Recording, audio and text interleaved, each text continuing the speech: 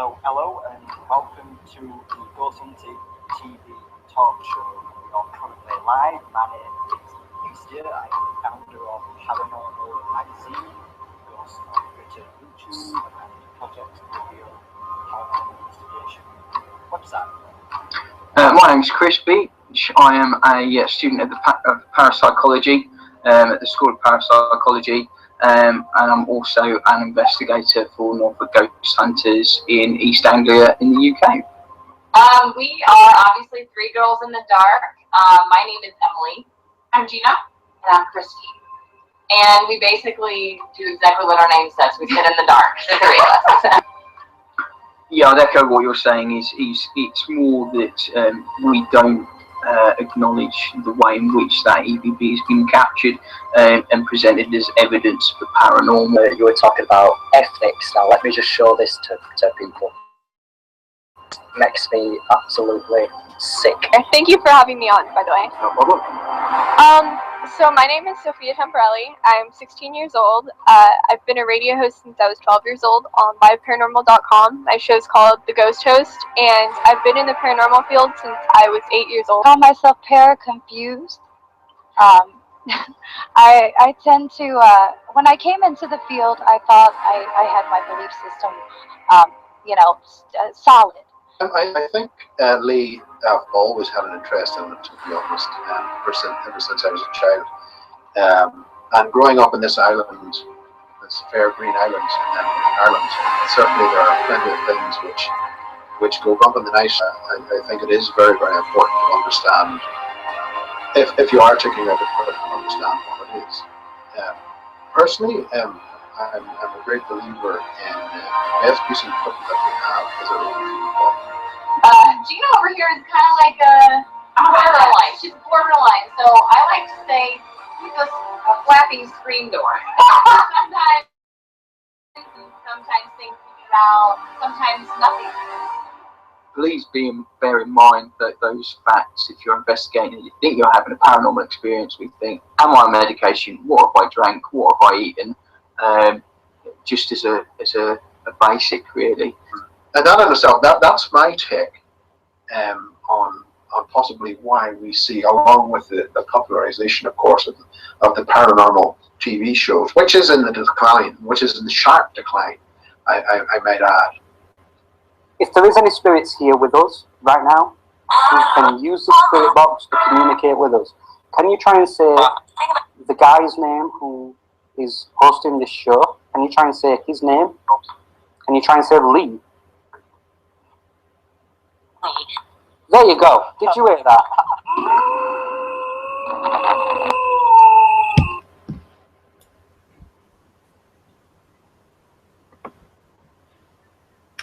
Hello and welcome to Ghosts of Britain YouTube channel. My name is Lee Steer and I'm the Paranormal magazine, Project Reveal and Paranormal database. I am joined with... Hello, it's me again, back. With you, Lee. It's Chris, as per the video. Yeah, that's me. So, what have you been up to then since our last show? Oh, to be honest, it's been an absolute nightmare. Working mainly, to be honest with you, doing some investigations as well, but mainly working. But no, it's good to be back. What have you been up to? What have I been up to? What have you been up to? I've been filming, mate. I've been filming people, which we will be talking about soon. We will indeed. So first things first, I just want to briefly tell people what this show is about, really, because we are starting a new season.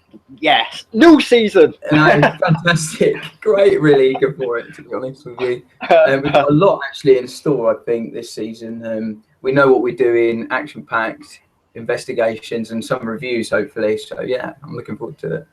Yep, with some experiments as well, and also with more people within the TV shows, within the equipment field, and etc. So, we will be interviewing them, asking them questions about why they do what they do. But this show is about, for me, is about educating. Now, people thinking that sounds a bit rude, but I don't mean it like that. I actually mean it in the sense that there is no one out there who understands everything. So what we tend to do is we tend to have all different people on the show, and what we tend to notice is that people have different views, opinions, methods, and suggestions on how to conduct an investigation. And I think that will learn people. I think people will learn from watching the show. I think, Beech. Yeah, well, I think that by no means is this us going, this is how you should do it. This is how you should do it. No, I think that what we're saying is this is our opinion, take it or leave it and build it into your investigative practice, if you like. But this is no way us saying, yeah, this is how you do it. And some of it is going to be, you know, teaching you grannies to suck eggs, in effect, because some stuff that people will already know. But I think, yeah, like you say, it's teaching people perhaps some things that they didn't know before, and perhaps we can guide them perhaps in a direction where we'd like to go ourselves. And I think that we're here just to make the paranormal world a little bit better for everybody. That's what I like to think anyway. It's not this is how you should do it, and that we want to be the be all and end all to how the one-stop shop, if you like, for this is what you should do, or be a manual for ghost hunting. That's not what we're doing. I think it's just best practice how we would like to see ghost hunting in our own opinions. I think it's safe to say. Wouldn't you agree? I agree 100%, man. Because oh, that's good. if I was to say no, then I think the show would be weird. yeah. Yeah, but like Steve Parsons was saying on the last season, that an altruistic approach, his specific group doesn't have that. I'd like to think that we kind of are trying to give a little bit back. I think that just in our practice and the way that we think, and I think, you know, as long as we kind of bring our minds together, then the community would be better off for it. I don't think ghost hunting is going away anytime soon, although I think it will decline. But I think the more the merrier, and as long as we're communicating with each other, and yeah, but we will have some rants on the way. I mean, we all have our pet hates, right? Hates, right? Yeah. There's one today. Oh, there's a rant God. today. Right, okay. There is a rant, and it's today.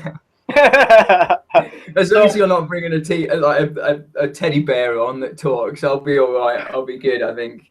I have no idea what you're talking about. No, okay, no, that's fine. So, what will we be talking about on this show? We will be talking about the paranormal community in general. We will be talking about frauds and fakes. We will be talking about a new TV show called Ghost Hunters in the UK. And we will be reviewing some evidence from the investigation where I actually came to film your team, Norfolk Ghost Hunters, Chris. Yes, I'm looking forward to that. I'm looking forward to what you got to say, to be honest. It's not my team, it's Christian's team, but yeah, I know what you mean. Yeah, I'm looking forward to it. It was a really good night, I thought, but we'll go on to that later. Exactly. Yeah. Exactly. So I'm going to start off the rolling ball, so to speak. And also for the people watching, you know, if you are watching on Paranormal Magazine or Project Reveal or Viso or Broadband TV or Get Scared TV, click the YouTube link, because then we can talk to you. We can actually chat to you. You know, so if you're watching on that site, click the actual link so we can actually see what you're posting and commenting, and then we can talk back straight away within like 30 seconds. So, the first topic of what is the paranormal community? So I'm going to start this off. The paranormal community is a mixture of people. It's a mixture of adventures, of personal adventures. You get the people who are there to investigate, who are there purely to find evidence for to make up their own minds, and then you've got the people there who see it as a profit maker. So it is a tricky subject when it actually comes to what is the paranormal community. So what would your suggestions be, Beechy, on what is the community. Well, I reflect what you're saying. Absolutely. I think that it's difficult in defining it really, but I suppose it's people that come together to try and find out whether there's life after death. Ultimately, they can differentiate in their approaches as to how they get to that. But yeah, I think that ultimately it's people coming together with the same kind of interest and looking for life after death. For me, that's what it means to me. There are, as I just said, different groups that want different things out of it. There are people that want to have it as a business. There are people that research it, as we found on the last season. There's plenty of people that want to kind of look at it as a science and have that approach. And then there's people that want to make money out of it. And then there's people that are just happy bumbling and along as they are. And there's nothing wrong with that. That go out every weekend as a few people, and I've got nothing wrong with that whatsoever. Looking for evidence, as long as it's presented in a right way. That's what we kind of got from the last season, I think. Yeah, it's noticing the difference research and evidence. To me, they both mean different things. When you go on a public investigation, I would not class anything as evidence unless you can 100% back up what you are doing, which I'm pretty sure that the majority of the time on a public ghost hunt, you cannot guarantee 100% that what you have captured is evidence, but it can be put towards research. Do you see what I'm saying there, Beechy? Yeah, absolutely. Like, you could go there and you can't guarantee what you're going to have on the night. And actually, if it's a public ghost hunt, there are people that may have never done that before come in and give it a new perspective. So it brings different qualities to the investigation. But as I say, there's different approaches.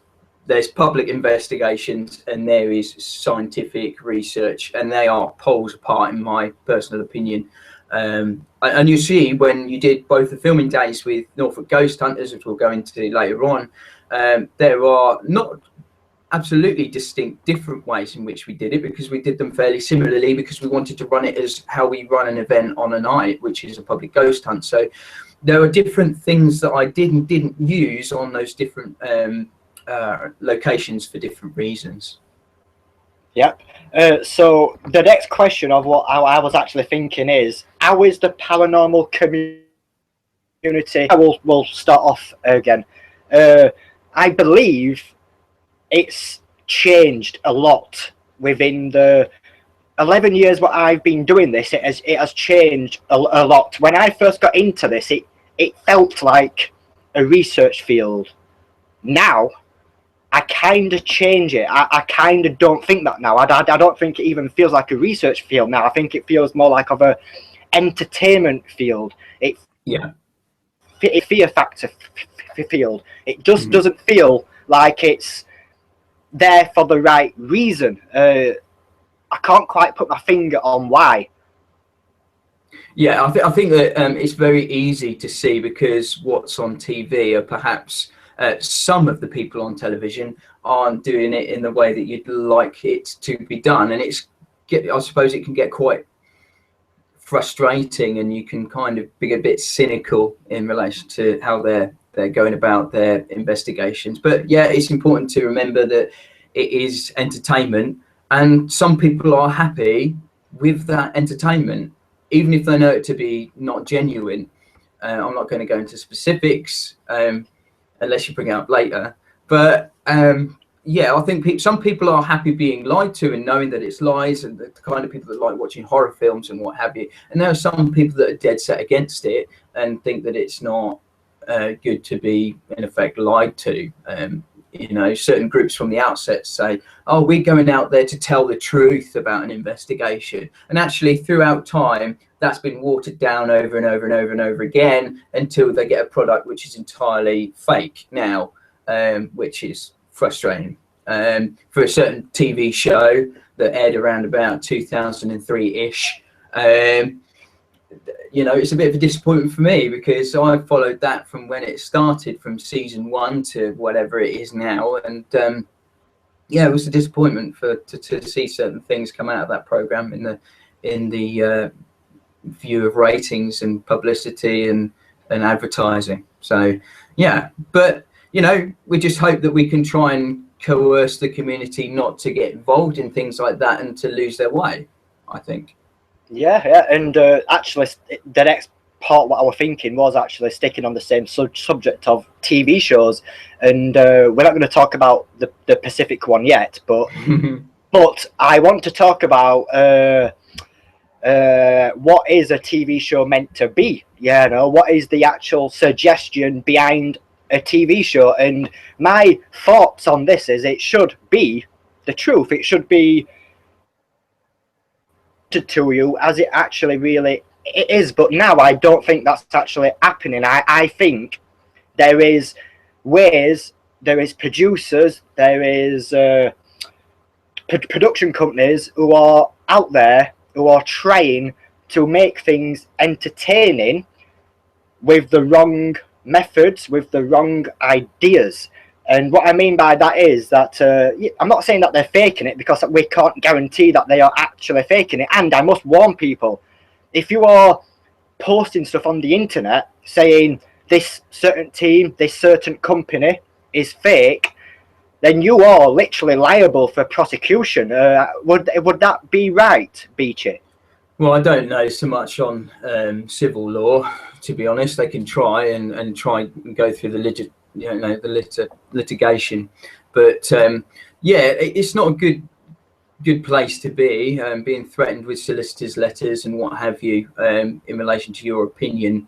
But you've got to keep in mind that actually, if your fans are turning around and saying, well, this is the case, then I think that you've got to really look at your brand and look at your program and think, well, actually, I should try and address that rather than threaten people with litigation or what have you for saying it. Because the one person that's saying it now, you'll get 3 or 4 or 5 people saying it further down the line, and you're just not going to have enough money to deal with it through the court process. So it's not realistic that everybody's going to get prosecuted. What would be good is to manage public opinion and turn around and say, this is a reason for why this has happened, and actually this is the reason for it, and make it a legitimate debate.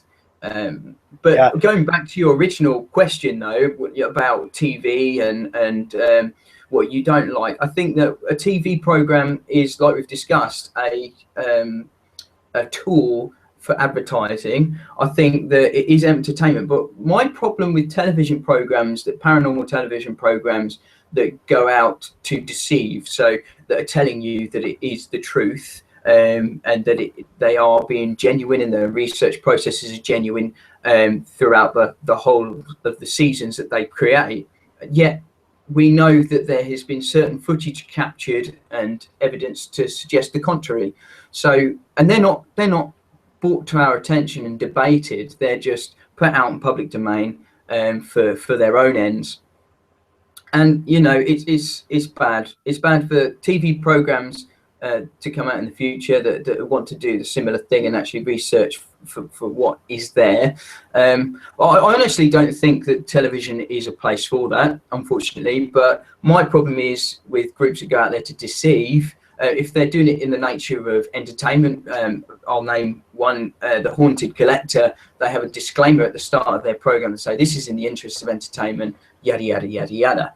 So I think that if certain programs had that, which I think they do now, but didn't start off with that and said, oh yeah, this is absolutely true beyond all reasonable doubt, and we're never going to produce anything that's fake, and then to actually go ahead and create some things that are, you know, on balance of probability, fakery, although we can't tell beyond all reasonable doubt that that is fake. So that's where my grumble comes from. Yeah, a point I want to put out there, I've done a bit of research into it, but I'm not quite sure if it's 100% correct, but I'm sure the people will be able to find out and see. But I believe if a company is registered as a business, and if you are causing damage to that business, then I'm pretty sure that it could be bad if you are blatantly trying to have a negative impact on that company. So I would just advise people who are there, who are posting negative stuff about teams who are actually registered as a company, be aware. Do think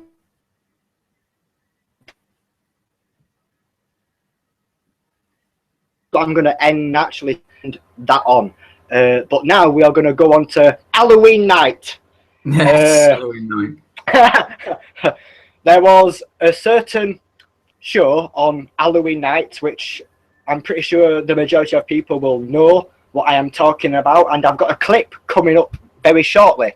It was of 30 East Drive in Pontefract, and I must admit, I like the venue. Do I believe it's haunted? Not at this stage. But did you actually watch the live show, Beechy? Unfortunately, I was working on Halloween, but I've seen many clips of the TV show I think you're going to show us. Yeah. So I'm going to show you a clip of the actual show. So let's just watch and then see what happens.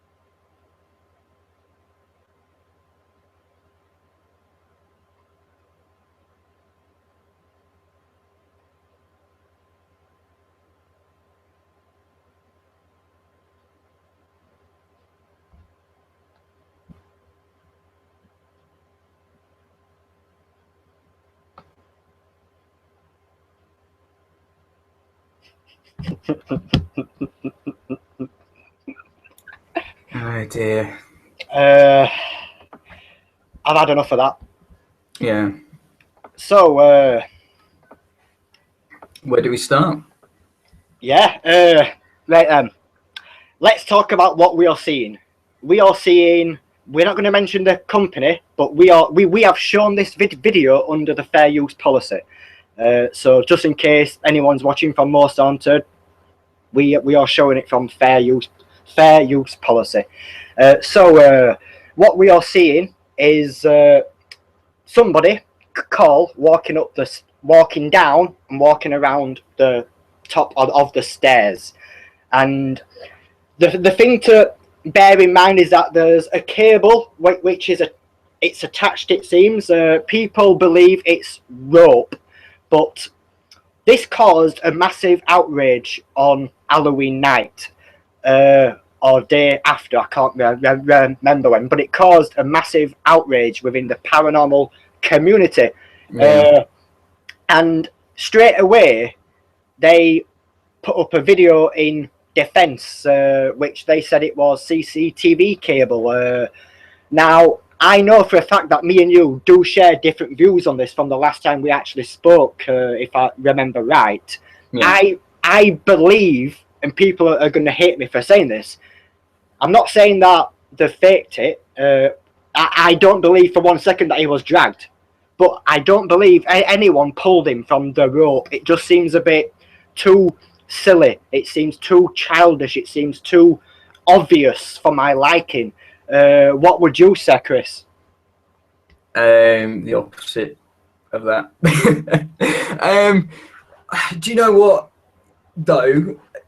After all that, do we think it's a poltergeist? After that footage there, Lee, do you think that that is a ghost? That is a noisy ghost that is pulling him behind? Yeah, well, exactly. So regardless of how that has been caught, do we think it's paranormal? Personally, I don't think so. Do I know whether it's CCTV or cable or a rope? No, I don't. Do I care? No, I don't. But to be fair, I don't care what it is that's pulling him. I personally feel as a viewer that he is being pulled.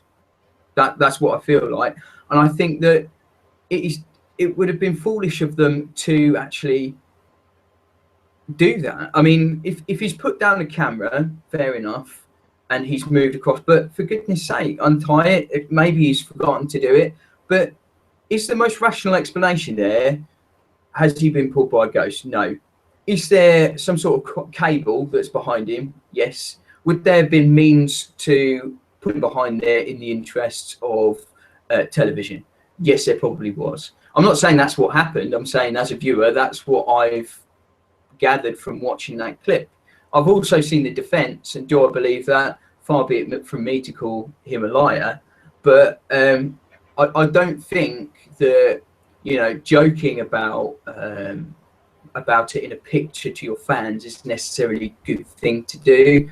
I think it damages the brand a little bit, but I think their opinion is that any publicity, whether it be good or bad, is publicity. And I think that they think that it kind of publicises them no matter whether it's good or bad. So I don't think they particularly care personally. However, they might do. You know, it's just disappointing, really. I think the whole way that was handled, whether it was fraudulent or not, I think that it was handled a little bit badly there. I think that people have, you know, followed them through thick and thin, through certain other things happening within the series, and you know, it moved on to people exiting the series. We see people come and go, and people stuck with it. And then they see this on a live broadcast and think, well, actually, is this the true colours being shown? Is it time to put it to bed? And we've been discussing potentially what they might have in the pipeline and who they're going to be working with. And, you know, it just beggars belief for what they're going to do next. I'm concerned what they're going to do next. I think they're going to be careful, and they're going to have to be careful. But, yeah, I'm concerned about it. I don't know categorically what has happened there, but it doesn't sit right with me, Lee, to be honest. Yeah, I'm concerned about the paranormal community in general. I'm concerned about what that is going to trigger. Is it going to trigger more fakery from other teams to bump up the entertainment factor, if you get what I'm saying? Yeah. I mean, we see some groups already do it, and if you're a paying member of the public that may have experience of this, and if you have, please let us know. Going to lots of different groups and seeing a paradigm change at the same venues that they go to, in the amount of phenomena that they get and the type of phenomena that they allegedly get. You'll see that groups that are paying quite a sum of money to actually go will actually have a lot of stuff happening, and you think, oh, I'm going to come again, and it's just potentially faked. And I think that if you walk through the doors and things are happening, since 2003, I haven't walked into a building that just started going off around me. That's not what happens. I don't know about you. No, definitely not. Unless, of course, I'm on a public ghost hunt with a public group. Yeah. The most convincing thing for me what I've ever had happen was actually at 30 East Drive, surprisingly enough, considering that the team that we've just been talking about may have damaged that property a bit, reputation-wise. I'm hoping not, but I did get some strange activity there where we set up loads of different meters: electrostatic, electromagnetic field, ultrasonic, vibration, loads of different types of equipment all went off at the exact same time when we were just talking generally about what we were going to do in the investigation. When we actually started the investigation, nothing happened whatsoever. So it all happened before the investigation, and for every piece of equipment to go off at the exact same time, like a burglar alarm went off, that is pretty strange. I wouldn't say it's a spirit. I would probably say it's something I can't explain. So there's the borderline of what you can't explain, and then there's a ghost. For me, I would need to have some intelligence there to counter that as a ghost. It's at this moment, it's just something that I can't explain. And when I tell people that story, people are like, "Oh, so you must believe in ghosts?" And I'm like, "Well, no, because just because I can't explain it, it doesn't mean it's a ghost." What do you think, Beechy? I just measure it against, is the only answer that it's a ghost? Is that the most rational explanation that you're presenting me with? Is that I'm turning around and go, yeah, that's perfectly reasonable and rational. Yeah, it is a ghost. It is something that's come from beyond the grave and has caused this. That, you know, that's probably going to be edited, but this is what he believes. No, I think that if that's the most rational thing, an asteroid must have hit the Earth or something, you know, for me to turn around and say, do you know what, after all, I do believe. But no, it frustrates me that, a kettle has gone off. Do you believe now? No, I believe that, you know, I might be getting a cup of tea in 2 minutes' time once that kettle's boiled. But, you know, it's not for me a proof in the paranormal. Even though you say that, it's interesting. At best, anomalous. At best, it's unexplained. And you know, if I took my skeptic hat off and turned around and said, you know what, I'm a spiritualist and I do believe in it, I probably would turn around and say, oh, that was a ghost. That was a ghost. Someone came back and thought Lee Steer is at that building there. I know what's going to happen in the future. I know who's going to come to the address. I know the most haunted and that are going to come here in a few weeks' time. But I'm gonna do this for Lee Steer today. I'm not going to show him myself. I'm not going to appear in photos. But all his devices, all his little gadgets, I'm gonna set off at once. But I'm not going to once tell my name through an EVP device. That's what's strange. Whether it's a ghost though, absolutely not. Ridiculous. Oh, that's that was funny. So, do you actually think that with the recent events of the TV show, what we've just been talking about, do you think it actually will cause damage to the community? I don't think so. I don't think so. Not much. Maybe a few people turn around and say, do you know what, that is the straw that broke the camel's back.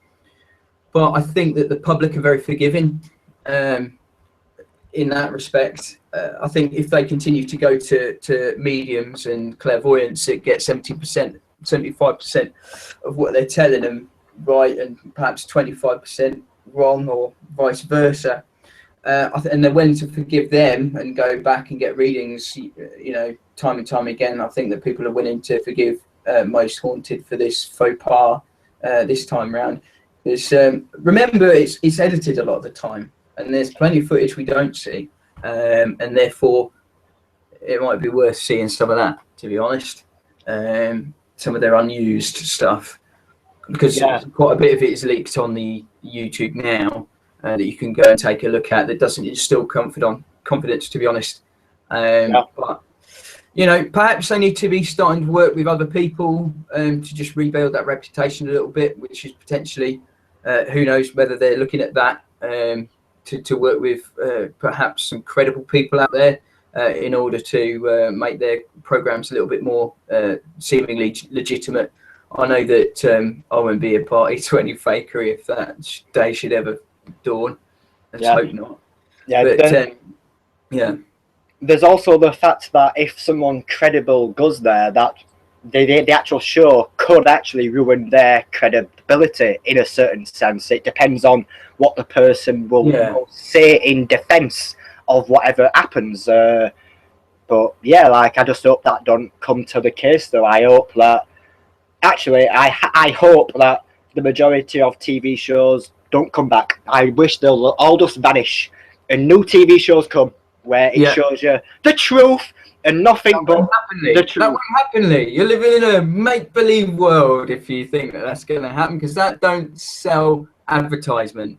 Looking at CCTV cameras does not sell advertisement, because that's pretty much what it is.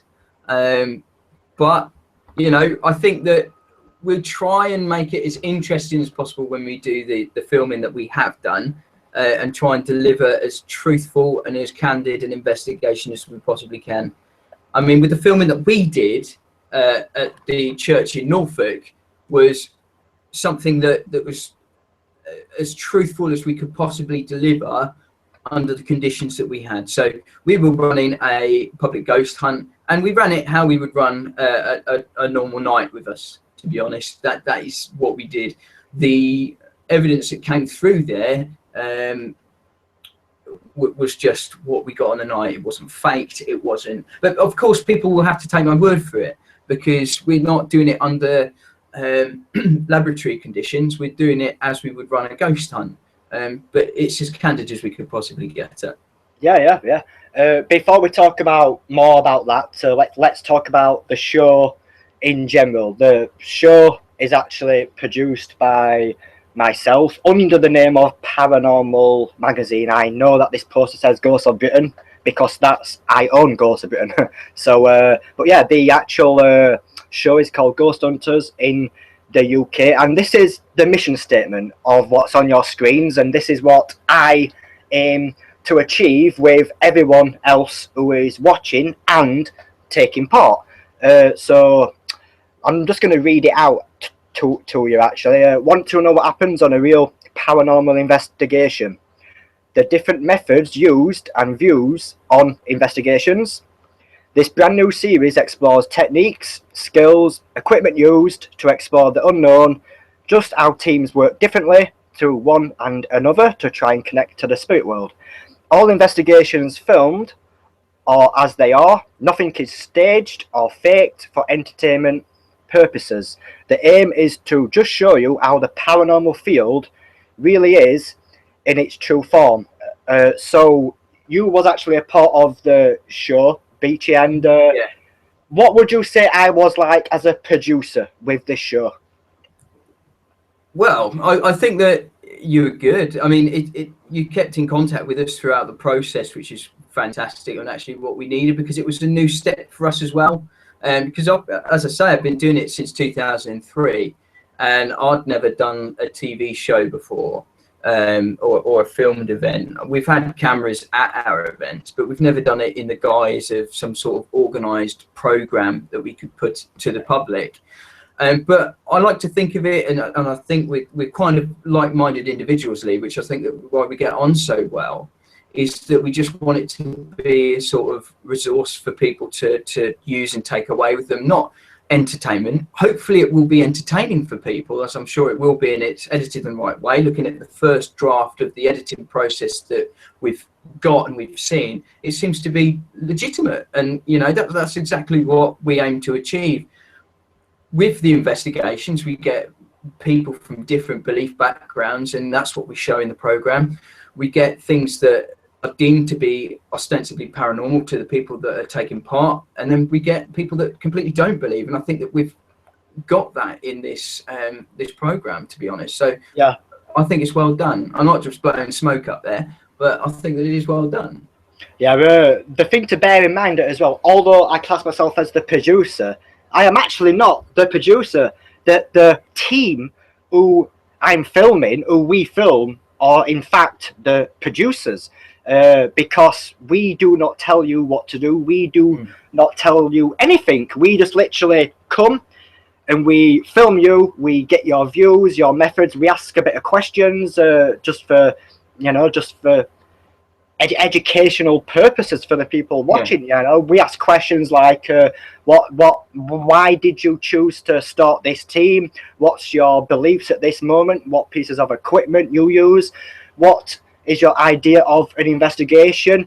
And what we notice from filming people is that everyone has different views, just like on this show. Everyone has different views, different methods, different ways of investigating. Now, you know, like there will be some shows out there, which I do, which might look fake, but that's not me. That is not me. That is the people who I'm filming, you know, and I show stuff as it is, and you know that, Chris. Yeah, absolutely. It is. You go on the literally how it worked on the night. If I go into how that worked, we arranged over the internet where would be best to go and where our favourite locations were. I mean, for us, it was to take members of the public where we feel most comfortable. What venue would be best for the show? Because if we've got a huge location it would be a nightmare logistically to work that. And I think that we had the venue that we used on this occasion was one that we used for newbies. So if they came out not investigating before, this is where they'd be placed, and this is what we do. And I think that from the get-go, it was, well, we want to be transparent. We want to show ghost hunting. That's what we want to document, is ghost hunters ghost hunting in their own individual little ways. And that's what we did. So we arranged on the internet to turn up to this church. We turned up. You had a camera in the boot of your car. You took it out, went in, we set up. And you said, well, I'm going to ask you some questions now. I was like, well, I haven't been told about questions. What's this? You put them on the spot. And in true Lee Steer form, you put me on the spot and say, oh, what are you using there? Why do you use this? What are you doing? What are you? Why are you doing it? So, you know, it's pretty on the spot, and it wasn't rehearsed. I think that's the beauty, if you like, because the spontaneity of it kind of adds to the value of the program, because you're not going to say, right, Chris, I'm going to ask you, you might say, I'll ask you this, this, and this during the course of the introduction, but you didn't say, right, at this point in time, I want you to talk about this piece of equipment, or I want you to talk about why this is important. You came up to me during the investigation and said, why have you come outside? And I said, well, this is the reason I've come outside, because I can hear this and this. So it's a beauty from that point of view. You know, it's spontaneous. That's what we do. And as researchers, we're researching spontaneous cases of allegedly paranormal phenomena. So why shouldn't the program reflect that? Yeah, exactly. And it's interesting because it features all different teams. And you know, everyone does work differently, and the show shows that. And it also might learn people a thing or two about how to conduct their own investigations, because that's the main idea behind the show. That's the main idea behind this show, what you are watching now, is to actually educate, is to actually learn and share knowledge. That's the true purpose. Now, how will it be received on TV? That depends on the people who I film. That depends on what they use, what their methods are, and a lot of things play into factor. But I am never going to fake anything. I am just going to show things as it is, and as you lot show it. So it's down to the people who I film, really. But I am never going to put someone in a spot and say, right, can you make this happen? Can you make this K2 meter flash up? Can you bang a door? Can you put some fishing cable on your chuffing cup? I don't know. I am never I am never going to do stuff like that. And I think people who meet me, people who know me, know that I am not like that, and they know I am here for the right reasons. I am here for, one, to actually find out if ghosts exist, and for two, to actually educate people, including myself. Yeah, and I think that's the right reason to be in it. If you're in there to entertain, then go and make a series of Downton Abbey, because loads of people watch that. You know, go and do that. If you want to entertain, go and do that. But I think that we want to try and do credible research. I have got a little bit of trepidation as to how it's going to be received on TV, because I think that we haven't had for a long time legitimate research done on television. Professor Dawkins did a TV show, but you know, we haven't really had credible television research of the paranormal. And although I'm not saying this is credible research because it's a bunch of public ghost hunters going public ghost hunting, I'm not saying that's credible in any way, shape or form. What I'm saying is I think it is to the right direction, rather than saying, oh, we're only filming this for purposes of entertainment, because you might as well just make a horror movie, to be honest. You might as well make another paranormal activity, because you know, it's as valuable as that. It's as valuable. Oh, what's this now? We are going to show you just a small snippet of the investigation. We're going to show you about just the introduction, really, of the investigation. Okay, I'm wearing glasses. Oh no. You're going to mute your microphone just in case. Yeah. Right, and cool. Hello, my name is Chris, and I'm a student at the School of Parapsychology and investigator for Norfolk Ghost Hunters. Well, I formed Norfolk Ghost Hunters in 2011. I've been out with different groups, different teams, and decided to form my own team. Myself, Christian, I lead investigations. I'm also a demonologist.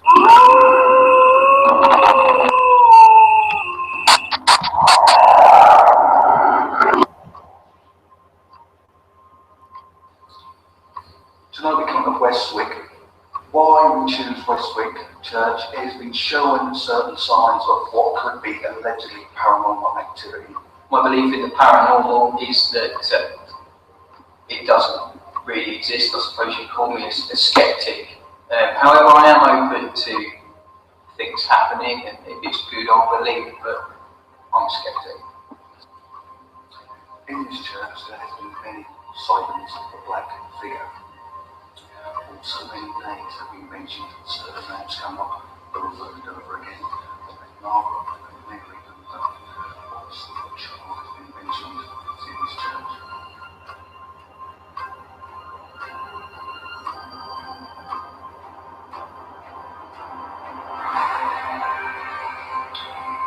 I suppose my idea of investigation is where a group come together and see a location for what it actually provides evidentially. 3, 2, 1.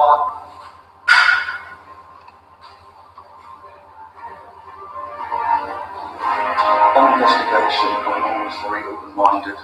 I come into investigations and nothing's going to happen. If it does, I call that the risk of the awakening.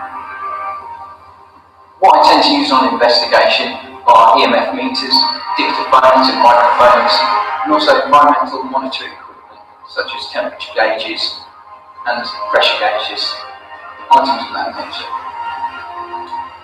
On this investigation, I expect that we will get light anomalies, some acoustic phenomena, knocks, bangs, very subtle things like that. I'm not sure if we'll pick up any apparitional phenomena tonight, but you never know what we get on an investigation. Well, I wish you the best of luck for tonight's investigation. Thank you ever so much.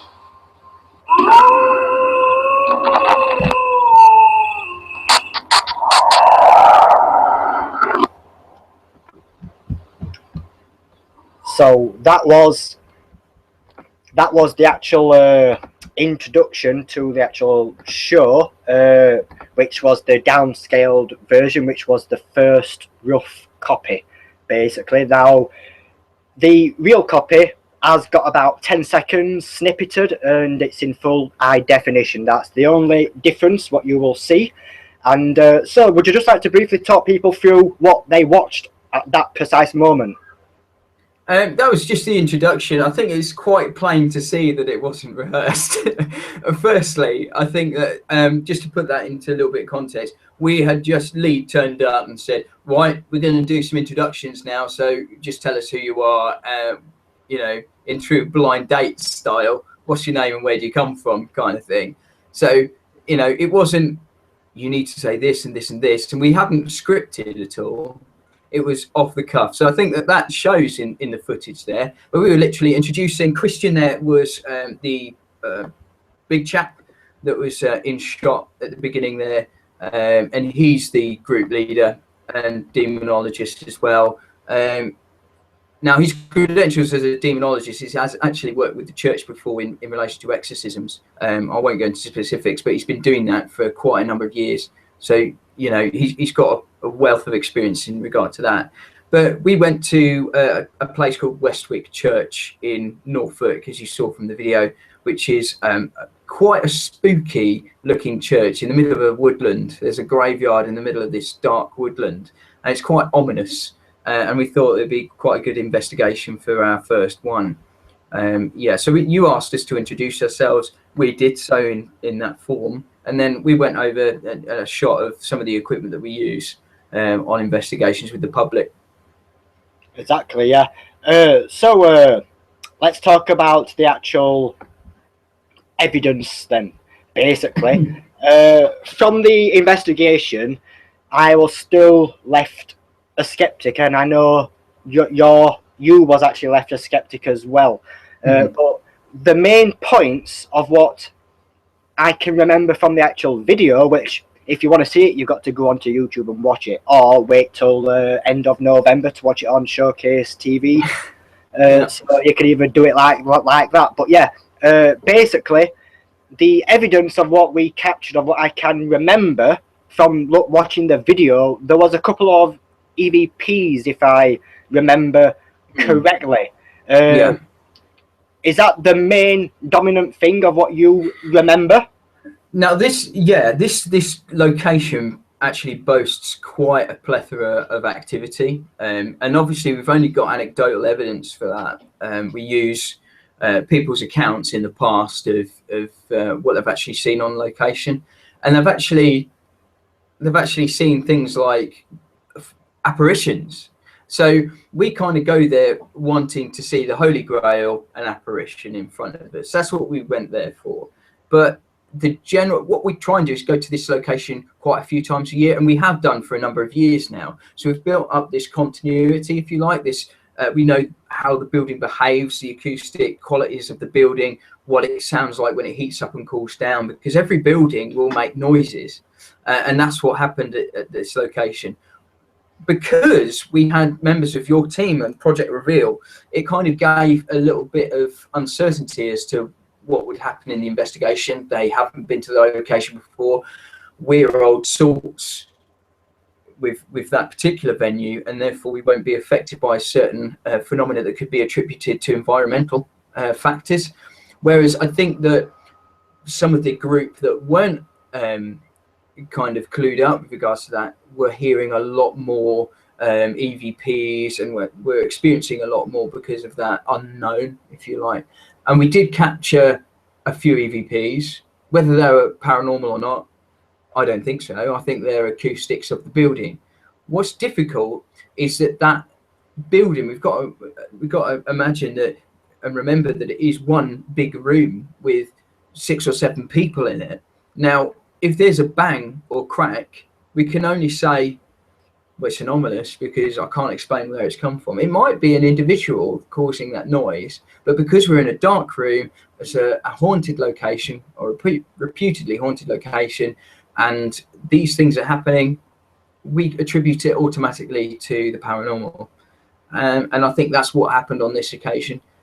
There were footsteps, bangs, taps, cracks, anything that you'd expect with a cooling down building were taking place, and some of it I feel were being attributed to the paranormal when actually it had a fairly reasonable explanation.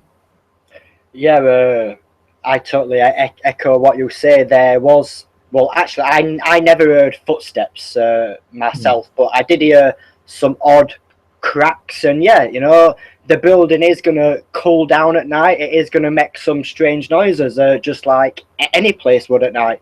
And personally, I didn't encounter anything there, but people did see like some type of a torchlight or some type of a light, which could have come from my camera, but we wasn't sure at the time because myself and you was actually trying to figure out to try to recreate it, really, weren't we? Yeah, we were. I mean, replicability is what we're after, and that falsifiability. If we can falsify something, then it probably means that it's not true.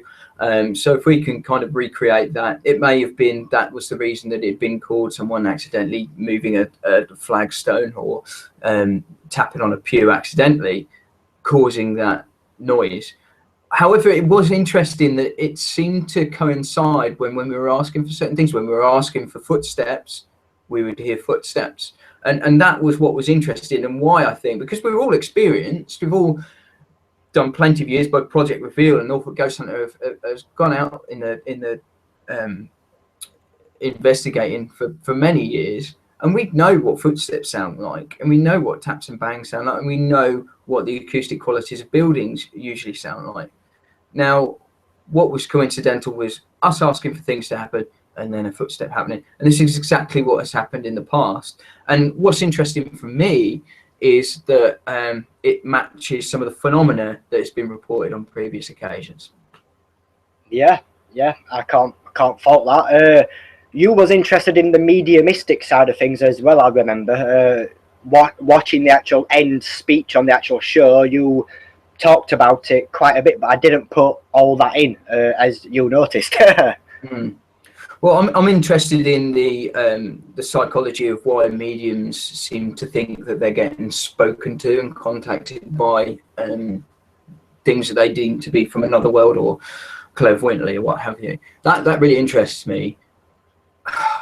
We kind of build up a bank, if you like, of information from the investigations that we've done before, and I can't remember specifically what the name was of that individual that presented itself, allegedly presented itself to the medium, but it wasn't one that we've had before. Yet there was a massive backstory about where they were in the church, what they were doing, how they were presenting, and all this detail. But we had nothing to corroborate that from other times. And it was interesting for me because it seemed to be plucked out of the blue. We had monks, I think, come out from another sensitive. I think that was Goose, actually, that came out with the monks. We've had monks before, but it's a church. And it's a very old church, and in an area where there would have been pilgrimage. So for me, if I did believe, and I believed in the spiritualism and the clairvoyance, I'd say, well, that's a fairly accurate assumption, because and probably a paranormal one, because there definitely were monks in that area and they would have been visiting these places. But if I put my skeptic hat back on and think, actually, we're in a church, there's going to be this suggestion of the clergy, there's going to be this suggestion of monks. It's a Catholic church in the dark. Hooded figures are commonplace in even stately homes and things like that. So it didn't surprise me that we did get a monk in there at some stage, because we usually do. The people that would argue, though, that actually if you've got monks on this occasion from a sensitive and you've got the monks on another occasion at the same venue, doesn't that mean that there's ghosts of monks around? Well, I'd say no personally, but I'm sure there'd be people that would argue the other way. Yeah, I literally echo what you say, really. You know, for me, it's not scientific evidence. They've not literally told us anything to actually guarantee 100% that there is a spirit world. The majority of stuff what mediums do come up with can be Googled, can be found on search engines, can be found out in local archives, etc. So it's now the question of how far would frauds go to do that. You know, we do the best way to get around mediums is to actually not tell them where you're investigating. If you've got a medium with you, just don't tell them. Just keep it secret, because that way, if you can guarantee that you've kept it secret and that everyone else in the team has kept it secret, you know for a fact that that medium has not researched anything to do with the building. So if you do that, then I suppose for you it counteracts the skepticism. But for people watching, they will still think, oh, they Googled it, they researched it. But the most important thing is what you know to be true, because it's going to be extremely hard to convince everyone watching. Yeah, absolutely. And I don't think that we achieved that on this occasion. But having said that, we didn't go out there with scientific methodology on this investigation. It was a public ghost hunt, in effect. It was a recreation of what you get with us when you come out on a public ghost hunt. It wasn't Chris Beech does parapsychology. It wasn't that. It wasn't Chris Beech does physics. It wasn't that at all. What I wanted to, I mean, one of the mediums came up with, oh, I'm feeling magnetism in my hand. I thought, well, I'll tell you what, I'll go around there with an EMF meter, tri-field. I keep saying tri-field, I even said it on the night. I don't mean tri-field meter. I didn't go around there with that. I went with a tri-axis EMF meter. And just to see if we got high levels of EMF, which could, some empirical research would say that, suggest that could be a reason why somebody would get a sensation of that kind. But I didn't get that. It was base level. But then again, we wouldn't expect that there'd be high levels of EMF at that location anyway, because they were nowhere near sockets or circuit boards or anything like that. So For me, it was just an anecdotal account of what was happening. We had no proof that that was happening. It was a personal account. Now, whether that was psychology that was causing that, we won't know, because we weren't Chrissy, were we? So only she had that experience, and only she can account for that. And I'm sure that she would defend that as spiritual activity. Yep. She probably would do. She probably would do. Yeah, to the death, she would defend it. Bless her. Yeah. So like, for the people who've not actually met me yet, what can they expect from the team, from the actual production, not from the people who I actually bring? I think people will be expecting, a team of people to actually maybe, I don't know, a lot of people do get nervous, and they do actually. Yeah, we were nervous as well. I think you could see by the clip that actually you turned up 10 minutes prior. We just had a coffee together, talked about our experiences, and you telling me how much of a skeptic you were, and we went on to filming, and we did it in front of the whole other group. And I thought, would we be taken away? I probably would have felt more comfortable if we were individually going in, because I was saying that in front of everyone. So it was. I tell you what, you don't get any coordination in relation to rehearsals, or you're not told what to say. You go in there with a camera and you say, we're going to do an introduction, and basically from there on, it's your show. You do what you want. So if there are groups out there that you are filming that are faking, you will be filming the fakery. You're not coordinated yourself. I think that's the most important thing to say in this, is that you are there with your team and a set of cameras. If your team feels something, then they will chip in and say a little bit, but you go in there with your cameras and leave the group to it, and kind of just drop it at that. And then we'll say, right, we'll do a close down, say a bit to camera, we'll wrap up, and we'll go home, and we'll make the program in effect. And that's what happens. So there is minimal really input from you, other than you being a fly on the wall in effect. Exactly, yeah. And we did do a part 2, which we're not going to talk about much, but we are going to tease it. So what can people expect for part 2, Chris? People can expect another church, a different church. We don't see a lot of this on shows, so we thought, well, we'll give you churches, because it's not seen. It's not somewhere where people get access to do it. Investigations. So we thought it's an exciting place. We went to one of our favourite venues near North Walsham in Norfolk, and it's a church that we've been to many, many times before on public ghost hunts. And again, it's one that we've built up the continuity of in relation to phenomena. And again, it's a location where we've had anecdotal accounts and of apparitions, that we've actually had apparent photographic evidence of apparitions at this location. But yeah, we'll have to wait and see what it provides. I mean, I haven't seen the edited copy for this one, though, because we took members of the public with us, and they're actually on camera, and you can see some of the people that come out with us. I didn't take most of my devices, because I can't control the situation that they're in from a phenomenological point of view.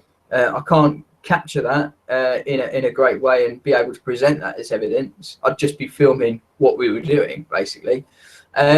So I didn't take some equipment with me, but you'll have to see what happens. Wait for that to come out, because it was a blast. It was really fun doing, actually, and seeing you again and coming back. And hopefully there'll be a part 3. So that's what we aim to do. And again, it was, you turned up and literally went straight into it. We opened the investigation and went straight into filming. We didn't even have a briefing or anything like that. We just went straight into it, did the ghost hunt. And I think it was great, because we knew each other a little bit more, and we kind of got into the fly on the wall documentary of a public ghost hunt with Norfolk Ghost Hunters, and that's what we do. How was it for you anyway? Because you haven't told me what it was like for you guys coming over. It was good to actually see you all again, of course, and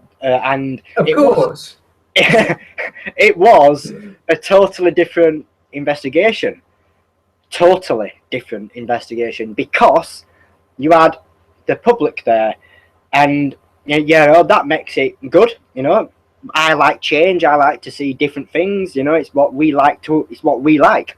And from evidential point of view, it was actually interesting as well. Without saying too much, myself and you did actually encounter, I'm not going to say paranormal things, but we did encounter some things which we did investigate. Mm. And I must admit, they was interesting. I think it happened on 2 occasions where we felt or, encountered something. Felt, in inverted commas. Felt. Yeah, absolutely. Yeah, we'll leave that for another time, because that'd be good for them to see that when it comes out, and they can go and click on the old YouTube link. We'll talk about that in due course. But for a phenomenal point of view, I think that for personal experiences and personal experiences within the group, I think that on that occasion actually it provided more than what we've had before for personal experiences. And it really was interesting from my point of view. Yeah, it actually was a totally different investigation as well. It was the totally different method of investigation, because it was a public ghost hunt as well, which is interesting because it shows that the actual main show shows you as yourselves to start with, and then it shows you as as the, I don't know the word, the gatekeepers. I don't know. What do I call you? Well, I mean, you see me in my role in a completely different light, because when I'm an just to say, that investigation that we did on the first shoot, that wasn't us doing science. That was us doing a Norfolk Ghost Hunters goes and attends this church to see what they can get. That was what that was. That was we're going to film for the first time. We're not sure whether we should bring people into it yet. Investigation. Whereas on the second time, we were kind of armed with the information of what we had encountered before and what we were going to expect, and therefore we thought it's safe to bring members of the public in and expose them to that scenario. So you see me in very much a different role, and as a gatekeeper, as I suppose a public, just a member of staff, really, I suppose, with Norfolk Ghost Hunters. We have members of the public there, and therefore we deliver a product to the public when they come on a ghost hunt with them. We don't lie to them, and we don't tell them that they're experiencing certain stuff if they're not. We just give them a ghost hunt that is managed and is managed well and ethically. So if they're on a first-time ghost hunt, they can do it in a safe environment rather than going into a woods and scaring themselves silly. We provide a safe environment for them to have their own personal experiences, because we understand that there may be a paradigm change in an individual's life why they become interested in doing this, and we provide that safety net for them to do that safely.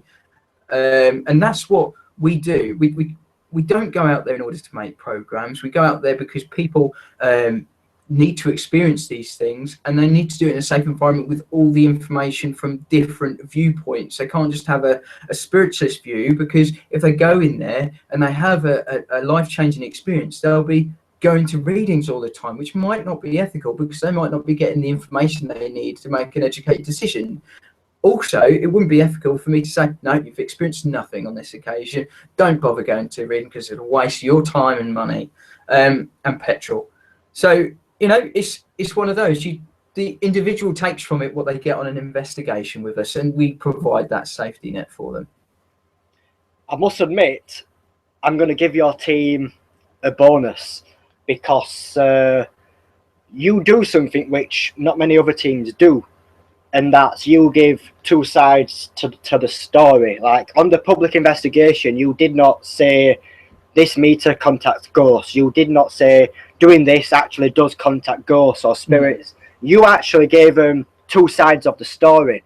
You said it's believed to be this and that, and then you also said, well, it could be this as well. You did not force opinions down their throats. You just gave them facts. I'd like to say facts. You gave them facts, and then you left them to make up their own mind. And I think that's the way a true ghost hunt with the public should be done.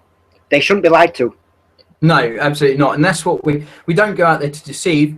and we don't go out there necessarily to even entertain. We, as a group, love ghost hunting and want to take people out with us, but provide that facility for people to have their own personal experiences. I go out there because I find it interesting, people having ostensibly paranormal experiences.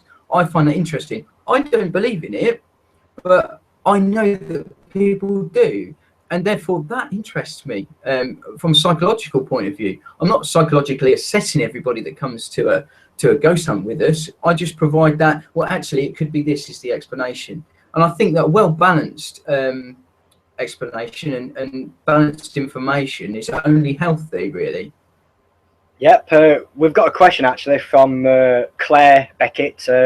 Claire, yeah, okay. She says, how can you put a prompt intelligent response class A EVP down to a building warming up or cooling down? That's an interesting question. I don't think anybody can, if they haven't been to an investigation at a specific location before, as we see some people on the television programs do. They go in there and they collect these EVPs and they go, oh, what was that? And then replay it over and over and over again. And it could be absolutely anything. With going to venues time and time again, you do get a feeling for how the building reacts to usually we conduct our investigations at night. So over the night, we get a feeling of not only what phenomena that we'll come in contact with, but how the feel of the group will be at certain times of the evening, just through doing this over and over again. It just comes from experience, if you like, of knowing how people react in that situation.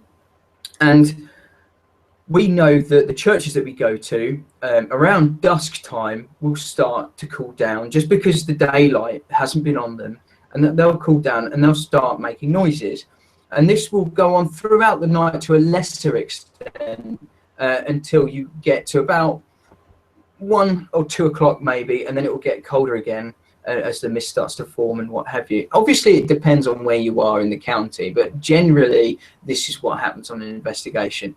And you can just tell that where the beams that are contracting or the pews that are near the windows start cracking and the ones that people have sat on are at different temperature, you can gauge that the material of that they're near or on will start to make noises, just as it would do normally. You when the wind blows in your house, sometimes you can hear the window frame creak or crack, and obviously you can put that down to the natural acoustics of the building acting against environmental factors, and that's what I mean. So the air is cooling outside, maybe a little bit warmer inside, and therefore you get that acoustic behaviour of the building. You don't know for certain. I can't tell you that every knock, bang and crack is not, well, in my opinion, it isn't paranormal.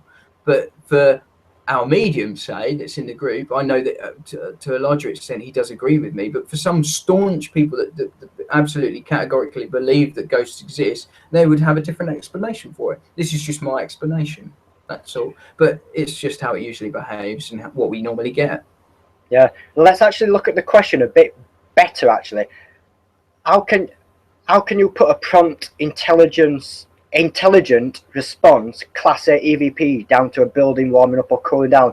You've got to really think about, is it really a class, like what do you class a class A EVP? Yeah, how can you come to that conclusion that it's a class A EVP to begin with? So I think it comes down to how you conduct the investigation and the EVP session. So with this certain circumstance, what we're talking about with the actual church, with the EVP on the video, yes, there was a camera rolling, but it wasn't an EVP recorder. We did not have an EVP recorder which captured the EVP. It was actually on the camcorder. So we did not have a camera watching everyone, watching the surroundings. So, and because, when you're doing EVPs, you've really got to, and we've spoken about this many times, you've got to try to cover as many tracks as possible. If you want to class something as a class A EVP, you need to know as much information as possible. You need to know who's around, what interactions are there, what can possibly interact. and you've got to look. You've got to have an EVP in shot of the camera, so you can see the surroundings. And we've said before, camera up on camera, watching everything, because that way you will know if it's been contaminated, and if there's no contamination there, and if you've got another EVP recorder next to it, then you've got dual redundancy, haven't you?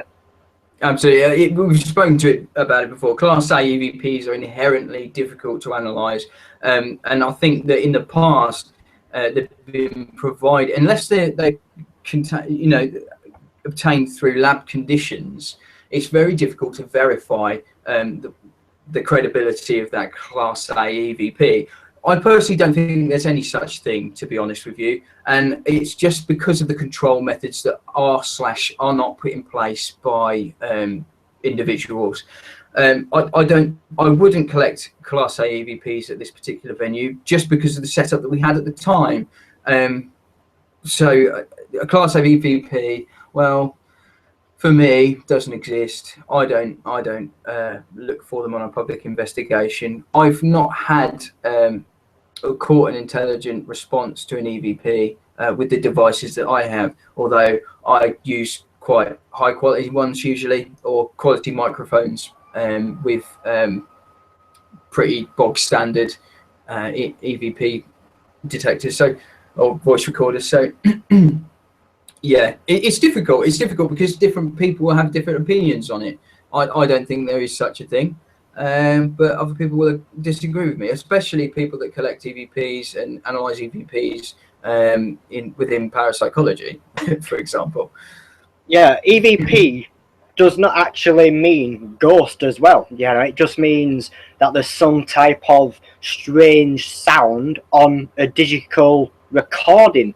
So, EVP in my book does not mean it's a ghost. And I've heard EVPs, and the majority of EVPs is just a random sound. But people try to make sense of this sound, a bit like pareidolia, where they're looking at a picture and they are making a pattern out of a picture.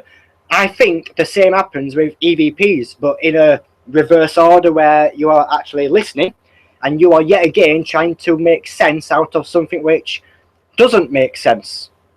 Yeah, absolutely. Or because we're really poor statisticians as human beings, we're saying, can you make a noise? Oh, it's a ghost. We're really bad statisticians because we know things will happen eventually. And you'll get some groups that aren't ethical in the way they catch EVPs, and they'll know. For example, I could say, can you knock once for us, please, in a church? And know that if I ask for that on a number of occasions, on one occasion, I'm going to get something knock at some stage, either due to the, as I said before, the heating up or cooling down of the building itself, or someone knocking something accidentally or on purpose. I know that at some stage that may happen on a public ghost hunt.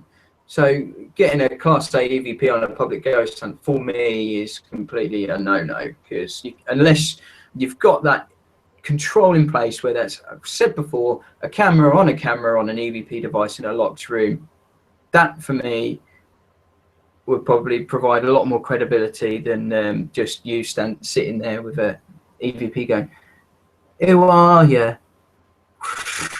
That's a ghost. Yeah, it provides a lot more. So I'm sorry, there's not a quick answer for your question, Claire, wasn't it? But, yeah, Claire. Yeah. David did put up an interesting comment. He says when he's doing EVPs, he asks the spirits to tell him what he's holding in his hand. So that's pretty good, because it actually would be an intelligent response. But then it comes down to the fact of you've got to really decipher what it's really saying. Like if you didn't have that object in your hand, you would probably think the EVP would say something different to what it is in the hand, if that makes sense. Yeah, and it's about control as well. If they're doing that, I could hold up a EVP and say, I'm holding a watch here, and be actually holding a pair of glasses. It's just not control. If I got my mate to come in the room and say, when I ask what am I holding in my hand, you respond and say a banana. I don't even need to have anything in my hand because it's nobody's seen it. Who's seeing it? Who's seeing that? You know, it is good, providing we get a controlled experimental way that is being collected, because on its own it's rubbish, but putting into into context, if you do investigate the right way and put those processes in place, it can become a lot more powerful as an investigative technique. But just going into a room saying, what am I holding? It's for me is poor, but a good idea given that it's done in the right way.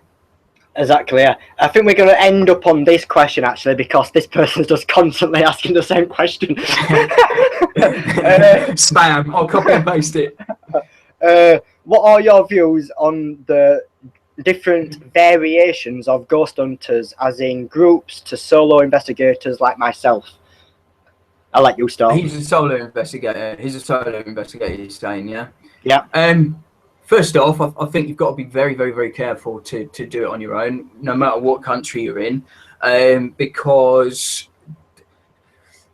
where do I start? For a whole number of reasons that you're putting yourself in danger, not only for if you fall and hurt yourself, but if people make certain allegations against you as an individual, you haven't got any fail-safes there. So first of all, to anybody that's investigating on their own, I'd say stop doing that and go in at least a 2 or 3, just for safety's sake, really.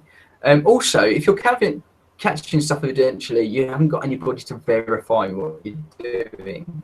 You've only got your say-so, and therefore any evidence then becomes so for investigative practice, it's pretty poor to be on your own. So I would never advocate people to go out on their own. I know that certain individuals do, like Massimo, who developed the Ghost Arc. He spent many years doing investigations on his own, and he's still here to tell the tale. But I'd never advocate lone working. But I think the best top tip for him would be go and find a local ghost hunt and see how they do things. Would be my top tip. If you want to get better at investigative practice, there's some fantastic. Join the SPR.